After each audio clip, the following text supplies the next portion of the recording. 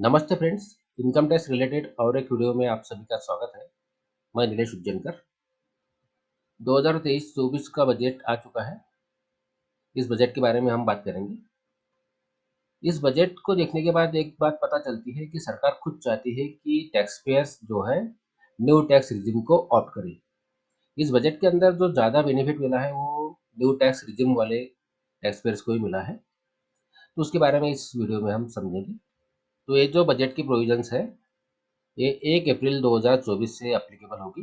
मतलब assessment year 2024-25 के लिए जो इनकम टैक्स रिटर्न भरा जाएगा उसके लिए ये लागू होगी। अगर इसकी बात करें तो इस बजट के अंदर न्यू टैक्स रिजिम के लिए जो टैक्स स्लैब दिया गया है उसके अनुसार 3 लाख रुपए तक कोई टैक्स नहीं है। उसके बाद 3 लाख रुपए से लेकर 6 लाख रुपए तक 5% के हिसाब से टैक्स है। और 6 लाख से लेकर 9 लाख रुपए तक 10% के हिसाब से टैक्स है।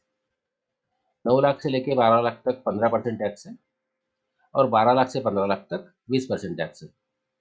और 15 लाख के ऊपर 30% टैक्स है। तो ये जो चेंजेस हुआ है ये सिर्फ न्यू टैक्स रिजिम के हिसाब से जो स्लैब है उसके अंदर हुआ है।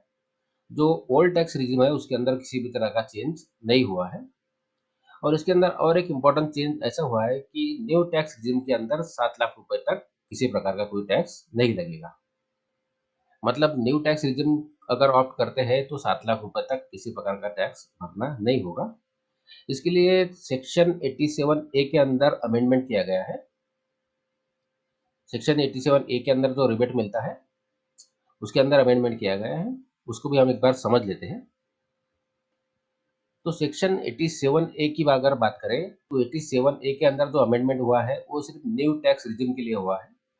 ओल्ड टैक्स रिजिम के लिए किसी प्रकार का कोई चेंजेस इसके अंदर नहीं हुए हैं। अगर इसकी बात करें तो यहाँ बताया गया है कि 87A के अंदर जो 5 लाख रुपए की लिमिट थी उसे बढ़ा के 7 लाख रुपए कर दिया गया है। और इस सेक्शन के अंतर्गत मैक्सिमम रिबेट जो 12,500 रुपये मिलता था उसे बढ़ा के 25,000 रुपये किया गया है। और ये चेंजेस सिर्फ और सिर्फ न्यू टैक्स रिजिम के लिए हुए हैं। अगर 7 लाख रुपए तक इनकम है तो 25,000 रुपये का टैक्स रिबेट मिलेगा। और इसके साथ ही फाइनेंस मिनिस्टर ने प्रपोज किया है कि स्टैंडर्ड डिडक्शंस का जो बेनिफिट है वो न्यू टैक्स रिजिम वालों को भी दिया जाएगा। तो इसके अनुसार अब न्यू टैक्स रिजिम ऑप्ट करने वालों को भी सैलरी में से स्टैंडर्ड डिडक्शन मिलेगा। और इसका बेनिफिट भी अब सैलरी पर्सन को अगर वो न्यू टैक्स रिजिम को ऑप्ट करते हैं तो उन्हें मिलेगा। तो ये जो कुछ भी अमेंडमेंट है ये सारे 1 अप्रैल 2024 से लागू हो गए। असेसमेंट ईयर 2024-25 के लिए ये सब अप्लीकेबल हो गए। तो ये थी छोटी सी इन्फॉर्मेशन बजट 2023-24 के बारे में। आशा करता हूँ इस वीडियो की जानकारी आपको यूजफुल लगी हो। अगर इस वीडियो की जानकारी आपको यूजफुल लगी है तो वीडियो को लाइक करिए, चैनल को सब्सक्राइब करिए। धन्यवाद।